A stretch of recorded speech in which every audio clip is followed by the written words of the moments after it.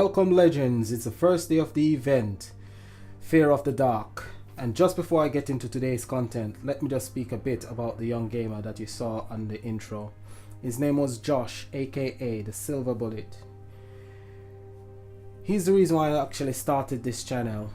Unfortunately, a year ago he lost his battle against cancer. But his memories are not all that bad, because he was not just a son, he was also a friend. We used to play loads of games together, and I continue playing games in his memory. This channel is in his memory, and I just give a shout out to Josh wherever he is. Just a shout out to everybody out there as well who's fighting against cancer. Fight the good fight, soldier on, and for anybody else out there who's fighting against anything, we're all with you. Keep the fight going, keep the good fight going. But today my fight is against them light bosses, so I'll jump right into today's content. Let me first talk about these bosses, the overkill boss and the ultra kill boss. I'm not going to waste my time with these bosses. They're going to take too much of my solar keys. Even though they might go up by 2 or 3 levels, the grind is too much and they're going to take too much of my keys. I actually started out fighting them, but it's pointless. I'm trying to make my way up the leaderboard, the solar leaderboard. At the moment I'm 83, as you can see, and I want to get up to sub 30 this time. I'm always in sub 50, sub 65. The collection ain't that much. You've only got the 2 runes inside there, and this week I don't think I'm gonna actually get the master collection card.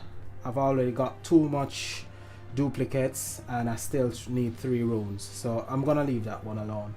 I'm just gonna soldier on and keep fighting them bosses. So let's jump in and see the decks that I've actually been using. Now I won't go into that one. I'll fight this boss. So this is the first deck that I've been using. It's got 3 copies of the support card on it. So the 3 copies of the support card will give me the dark gems that I need. I've got that one, which is the event card, and this card, which is Guardian of Gaul. Guardian of Gaul. He actually creates 1 dark power gem 2 plus 1 additional dark power gem 2 for every dark gem on the board. So it'll create a maximum of 8 dark power gem 2s, which is not too bad. Plus the event card will create, actually I think it's 4, or it will create 4, because it's at 6 star at the moment. So all the cards are buffed by the lead skill. I'm using 5 Corp Relic, 2 copies of the Barb Spear, 1 Draconic Bangle, 1 Afflicted Axe, and I'm using the Sweet Tooth. So just gonna use 1 key and get into this fight, because the deck it's not overpowered and it's not too strong, it's just right, it's just balanced. So what you want to do is just let your 2 Barb Spear produce your dark gems, swap your dark gems and power up your battle skills. I haven't got a relic for this event, the relic comes out tonight. You need to activate your 3 support cards and your event card just before your Guardian of Gaul, because you need as much dark gems on the board for him to produce his maximum amount of power gem 2s. Swap your power gems, and there you go. As you can see, we done quite well in that battle. So we're gonna go into the next battle, and we're gonna use a different combination this time. Where is it? Oh, that's a Guardian of Gaul deck.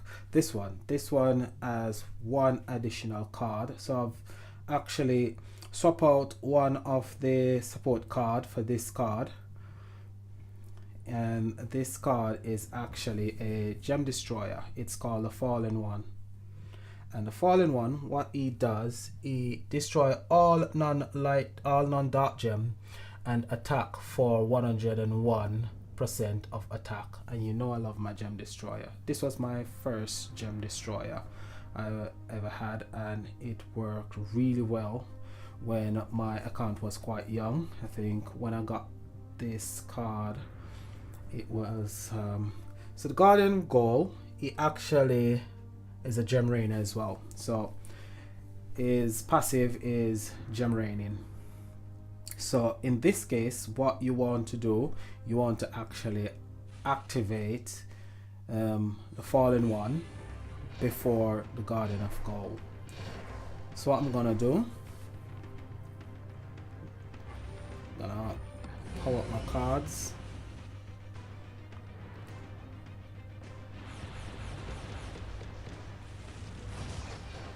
Activate all my cards and my fallen one, and last but not least, Guardian of Gold. Swap my power gems and just let them do their stuff.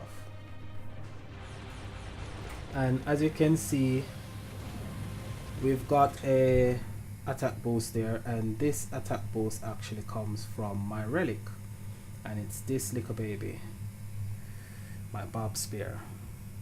It's called Veiled Hem, whatever. If more than 10 dark power gems exist on the board, increase the attack of corrupt heroes by 15% for 1 turn, as long as a corrupt is on the team. This increase stacks with itself and similar abilities. 1 turn cooldown, and I've got 2 copies. So it stacks, so each one's give me 15%. So that's 30% attack boost, and it's a corrupt deck, so woohoo! Win-win for me there. So there's other cards you can use in your deck if you haven't got the Fallen one and you haven't got the Guardian of Gold. You can actually use this Master Collection card if you've got it. If you haven't got it, that's fine. We can find the next card that you can use. You can use this one as well. It's the Soul Reaper. It spawns power gems as well. It's from the same deck as the earlier card. This one is really great. Wasteland Spectre. It's good for a long fight. What it actually does, it creates 2 dark power gem 4s both now and for the next turn, plus one additional per 100 honor intensity.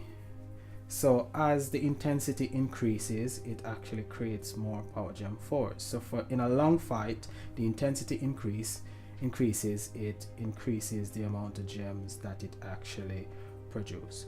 But I'm not gonna bother with them overkill bosses and them ultra kill bosses. I'll just leave those bosses to one side. I'm gonna concentrate on my solo bosses and on the guild bosses. So that's what I'm doing. Leave a comment below as always. Like, subscribe, and this is iOctane saying peace and enjoy the rest of your day.